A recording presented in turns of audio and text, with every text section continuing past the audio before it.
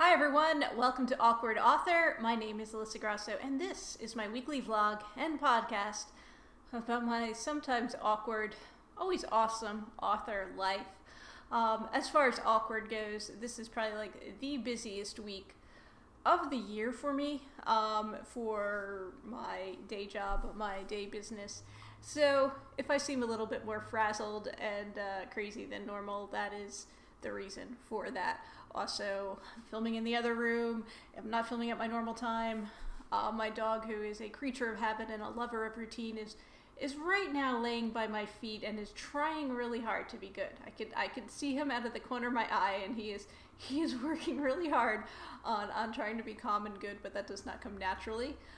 So there may be some interruptions during this recording, and I do apologize in advance for that. Because it is the busiest week of the year for me, it's not going to be a time where I really am going to get much time to work on, writing and writing related stuff. Although I will say that yesterday, Monday, it was like the calm before the storm. While I was waiting around for UPS to come and pick up a shipment, I was able to actually get some writing in and working still on the third book in my series, which I am now pretty well convinced is going to be a 4-book series. So moving ahead with that, I mean, small amount of writing got done. So I still am quite a ways to go from finishing that book, and since that's not going to be the final book in the series, I still have to write a whole nother book after that. So I do have my work cut out for me. Now the good news is this week is crazy. Next week will still be pretty crazy, but then things are going to taper off, and I will actually, during a time that's usually, I guess, a really busy, hectic time for everybody else, I'll be kind of caught up, hopefully, on things, and can kind of take some time to relax and also get some writing done, get back into, writing on a more regular schedule. So perhaps I will get these books done. Well, I don't anticipate getting the whole series now done before the new year, but hopefully I'll have the book that I'm working on done by then. We'll see. I'll keep you posted, guys. Really not, at least for the next week or two, not going to be much going on as far as writing goes, and I guess it's a good time to maybe, take stock and think about, the series that I'm working on. And sometimes, that's an important thing too, is just to take some time to think about things and let some ideas percolate, because you never know, what's going to come of it. And I know last night, I was just, I was coming up with some ideas for something else that I want to work on. So, even in the midst of all the craziness, hopefully, there's some time to let your mind wander and think about things too. It's funny, I had a dream last night. It was like a little bit of a nightmares with his nightmares. It's kind of like a recurring theme sort of thing where I was late for work. Now I don't have a job where, I have a boss or anything like that, but I have in the past. And so in my dream, I was still working at a public library that I worked at some years ago. And I was, at first I was just a little bit late, and then it was like, oh no, wait, I'm actually, more than an hour late. And then it was like, I was many hours late. So I woke up in kind of like a frazzled state. And then I had this like, wonderful feeling where I was like, oh, I don't work at that job. I'm not late. I can't be late because, I'm my own boss. And, yeah, so that was kind of nice. It was a nice thing to wake up to. I mean, it wasn't nice to have a dream that was like, stressful and crazy like that, but it was nice to wake up and realize like, oh, it was all just a dream, and I don't have to worry about that. So that was my little, I guess, positive spin on what could have been a negative thing, I guess. And so I am very grateful to be able to, work for myself, even if sometimes it gets a little crazy, and not have to, have a job where I have to, be at work at a certain time, have a boss, although I never really had bad bosses or anything. But, I can set my own hours. I could do what I want to do. And although it does limit, me somewhat as far as, my schedule goes, it's still a welcome change. This week, actually, well, there was some miscommunication, but my parents celebrate actually their 50th wedding anniversary last Friday. So happy anniversary, Mom and Dad. Now, previous to this, like a couple months back now, they were actually, to celebrate their anniversary, like before it happened, they went on a cruise they flew to Sydney, Australia, and then they took a cruise from Australia up to New Zealand, and toured around New Zealand. And so that was a pretty, big trip, obviously, just about as far as you can go, from here. So that was kind of how they were celebrating. But then they also wanted to have like a Thanksgiving celebration. My parents live in Florida. I live in Pennsylvania, near New Jersey, which is where I'm from, which is where everyone in my family is from, by the way, and no one is left there anymore. Well, I have a cousin who's in New Jersey, and that's it. We're the only ones. And everybody else has moved away. And so my sister lives up in Maine, and so my parents' idea was to have like a Thanksgiving thing in Massachusetts, in Cape Cod. Now that's where they went for their honeymoon, so it has that significance, and it's also sort of like a halfway point between Maine and Pennsylvania, I guess.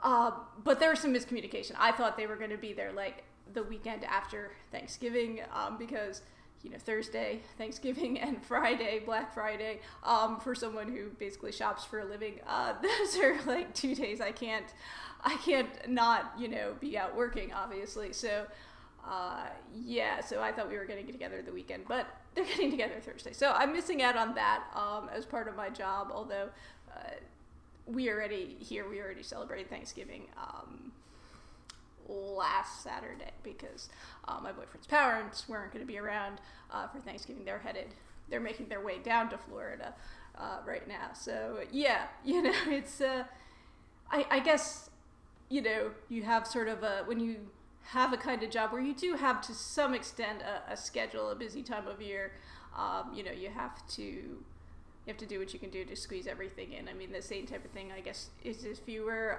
self-employed as an accountant. Obviously, like the month of March and April, you're not going to be, going on vacation. Well, maybe the latter half of April you will be. There was some dog jingling. He is not laying down anymore, guys. We'll see how that goes. But yeah, if you're an accountant, obviously, you would have to, schedule it in such a way that, during tax season, you had time to work and you wouldn't be planning trips during that time of year, that sort of thing. So I guess we all have different things like that. Now, if you're an author, generally, you're probably not going to have a busy time of year unless you're an author that's doing like a lot of literary festivals, and I don't know. Usually those are not all at the same time of year, but again, like if you had to be at like BEA, say, or, one of the library conferences or something, those might be times where you couldn't, do different events or things like that. But otherwise, one nice thing about being self-employed, as an author or whatever you happen to do, is kind of the ability to, set your own hours, not have to punch a time clock, not have to worry about being late usually. Although again, sometimes there's events like, if you're an author, you don't want to be late for that literary festival because, you get a bad reputation there. I want to just give a huge thanks to Paul Teague, who is constantly mentioning me on his podcast, and I'm really sad to hear that he's going to be taking a little bit of a break from his podcast, but I totally understand, the thinking behind that, because he has been a tireless, podcaster, and has, kept up a schedule, putting out a podcast every week for I don't know how many weeks on end, and, even like pre-record things if he's going away and stuff like that, and puts out a pretty meaty podcast, I would say. It's chock full of useful and helpful information. So just a huge shout out to him, and also a thank you because, he was directly encouraging me when I, do my big book release in 2020 to, do a blog tour, at least for, the first book, which after hearing his experiences with his blog tour was something I was definitely leaning towards. The funny thing is, so I had my first book come out in 2011. That was my first published book. Now, it was traditionally published, and it was a young adult book. Now, this was years ago. The publishing landscape, there was a big dramatic dog sign just now. The publishing landscape back in 2011 was definitely a little bit different, and certainly the blogging world was a little bit different. And so when my book came out, I did do a blog tour. There was a number of other authors I knew who were also debut authors in 2011 who did blog tours. And at that time, I think it was a little bit different than it is now. And so, I don't remember how many bloggers were involved with the tour that I did, but it wasn't like the blog tour that Paul did, where it's basically just bloggers reviewing his book or sharing stuff about the book. This was actually more. I had to do like a lot of like interviews, like bloggers would interview me, this was all through email type of thing, or I was writing guest posts for different blogs, which is cool and nice. But that was what I remember was a lot of work. It was an exhausting experience, and of course, it was time for right around when my book was coming out or had just been released or whatever. So, at a time when I was already kind of crazy and busy with the book release going on, and I had, a full-time job that I was doing at the time too. It was just all this extra work on top of it, and just kind of overwhelming. And so ultimately, I decided, oh, that is just not a good place to, put my focus, put my efforts. Looking back on it, I think it actually might have helped to drum up some interest in my book and get the word out there about it. So it wasn't all bad. It was just, for me, it was just so exhausting and overwhelming trying to, write all these posts, answer all these interview questions, do all this stuff. So there was a lot of work involved for me. Now, there was no cost at the time, so it wasn't like a paid blog tour, which honestly I probably would have been more interested in just paying someone to do a blog tour and getting a bunch of reviews out of it than what I did. But I just don't think that really existed at the time. And so that kind of put me off blog tours, that experience. It was just a little too much. And I questioned how helpful it was, I guess. Now, Paul's experience, like I said, was much different. What it was just he paid the organizer or whatever, and you get a bunch of blog reviews out of it. Now, one of the things I will say about when my book was released, it was traditionally published, so getting advance copies was like pulling teeth. I think I got 2 advance copies. Now you can have this in your contract, which I did not really know at the time. You can have wording in your contract about how many advance copies you receive, how many publisher copies you receive, that sort of thing. And so that's something I would do to ensure, if you have plans, like marketing plans, where you want to get a lot of reviews ahead of time, definitely getting a hold of some advance copies would be useful. Now, at the time, again, this is going back, this was 2011, electronic ARCs, electronic advance copies, were not really quite, the technology was not quite there yet. I think NetGalley existed at that time, but it was still pretty new. There were still a lot of the reviewers who just weren't reading ebooks. They didn't have e-readers. I think the Kindle had just come out or was just coming out, so it really was new technology at that time, and the kinks had not all been worked out. And so my publisher, I don't think, did any digital ARCs of my book. There was no digital advance copies. It was all the print copies. They did not do very many because advance copies are very expensive to produce. They're more expensive to produce than the finished book because you're doing a much more limited print run. So the cost per book is more expensive. And so they were really, they really didn't have that many. I could submit, requested them, say, hey, I had this blogger who contacted me, wants an advance copy type of thing. And maybe they would send it out to them, but it wasn't really a guaranteed thing. So it was a little bit of a different experience there. So I'm guessing if I could have gotten some more advanced copies to different bloggers ahead of time, I probably could have gotten more review posts as opposed to these interview posts and guest posts. So definitely just how times have changed, I guess, sort of thing, and also just the difference too between being self-published and having to deal with a publisher and the quirks that come with that. But yeah, so I had actually kind of been turned off of blog tours because of that experience, and it's a shame because I think they definitely are worthy, and they aren't, or they don't have to be the crazy intense thing that I experienced when I had that first book coming out. Yeah, so I will definitely be looking into doing a blog tour when I do have my book come out. And there's a lot of different things I'm considering that I didn't do. Some more dog shingling. There's a lot of things that I didn't do or didn't consider doing with the last couple of self-published books that I've put out there, which I'm considering doing, when I put out this series.